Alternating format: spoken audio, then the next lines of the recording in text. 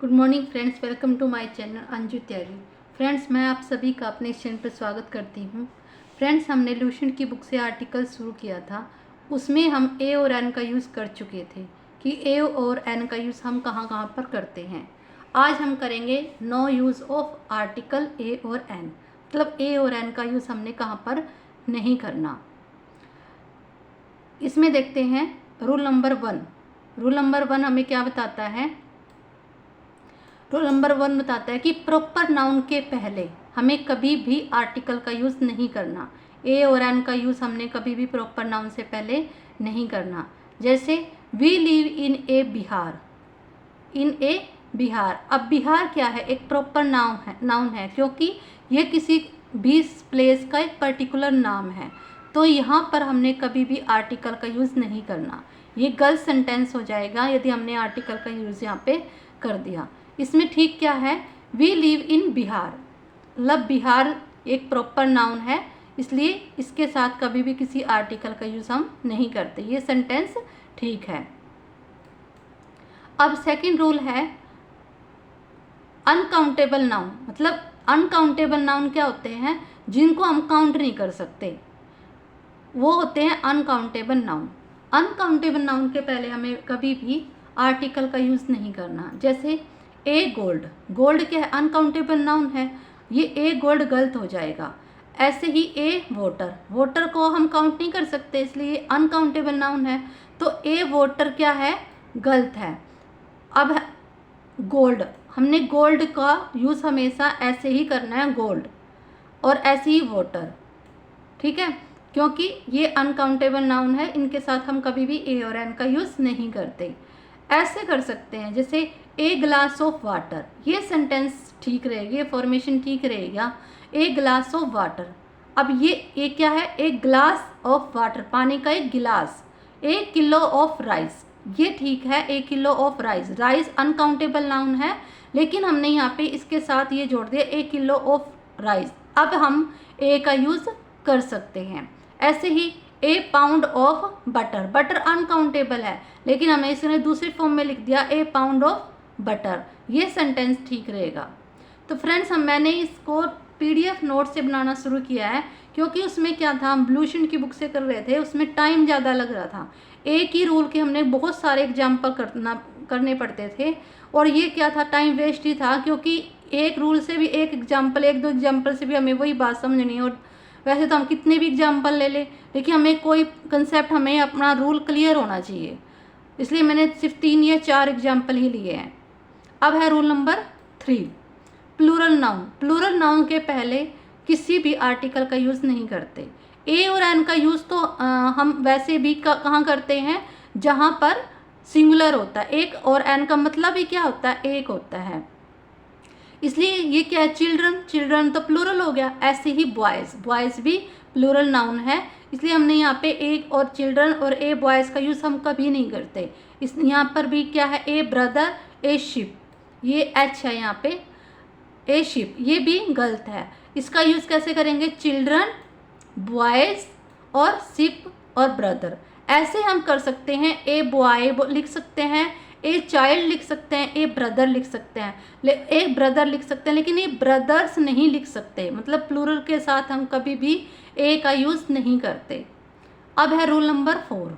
Rule number 4 में क्या बताता है कि ए और एन का use kind of, short of, type of, variety of के बाद और नाउन से पहले नहीं होता। मतलब कि किसी भी सेंटेंस में यदि काइंड ऑफ है, सॉर्ट ऑफ है, टाइप ऑफ है, वैरायटी ऑफ है और उनके बाद नाउन है, तो बीच में हमने आर्टिकल का यूज़ नहीं करना। जैसे kind of a dress, kind of a dress क्या है? गलत हो जाएगा, क्योंकि ड्रेस एक नाउन है। और इसी तरह काइंड ऑफ ड्रेस लिखा जाएगा, काइंड ऑफ ए ड्रेस गलत सेंटेंस हो जाएगा। अब देखते हैं type of a book. Type of a book गलत होगा, क्योंकि यहाँ पे आर्टिकल ए का यूज़ नहीं करना। अब यह है टाइप ऑफ बुक्स, ये ठीक रहेगा। मतलब कभी भी हमें टाइप ऑफ है, काइंड ऑफ है, या सॉर्ट ऑफ है, वैरायटी ऑफ है, इन सब के बाद और आर्टिकल नाउन से पहले किसी भी आर्टिकल का यूज़ नहीं करना।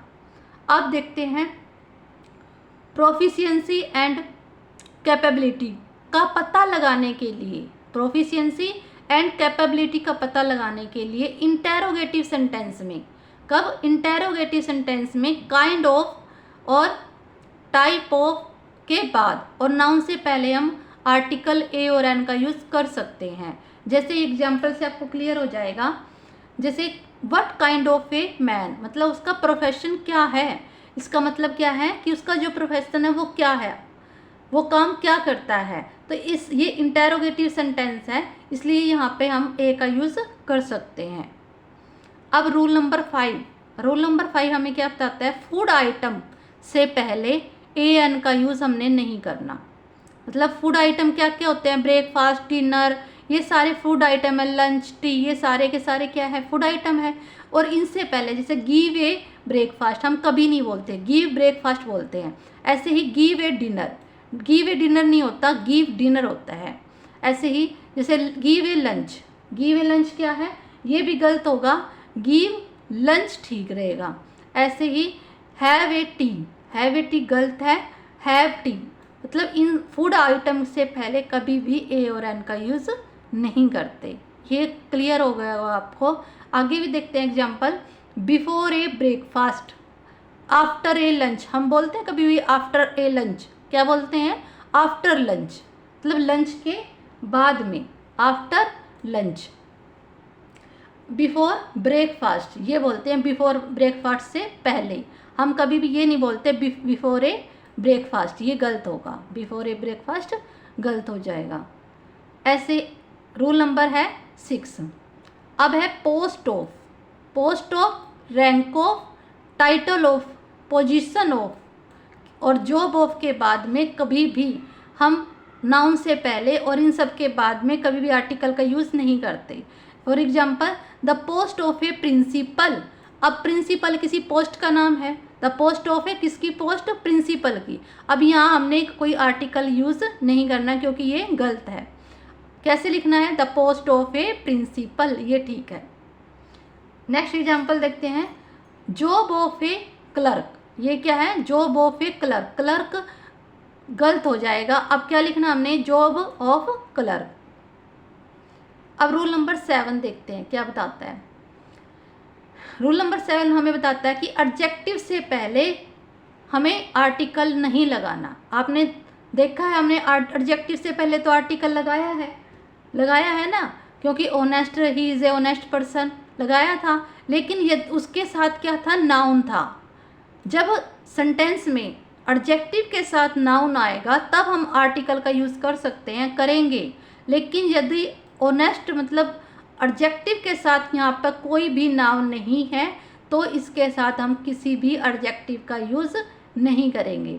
जैसे he is an honest person. अब ऑनेस्ट पर्सन, अब यहाँ पे क्या है, ये क्या है, नाउन हो गया, नाउन है तो इसलिए हमने यहाँ पे एन का यूज़ कर दिया। लेकिन ही इज़ ऑनेस्ट, यदि ऑनेस्ट होगा, कोई नाउन नहीं है यहाँ पे, तो हम किसी भी आर्टिकल का यूज़ नहीं करेंगे। तो आपको ये भी समझ में आ गया होगा कि मैं क्या बताना चाह रही हूँ कि जहाँ पर भी नाउन के साथ, एडजेक्टिव के साथ हम नाउन लगाएंगे वहाँ पर आर्टिकल का यूज़ करेंगे, अदरवाइज नहीं करेंगे। अब है रूल नंबर 8।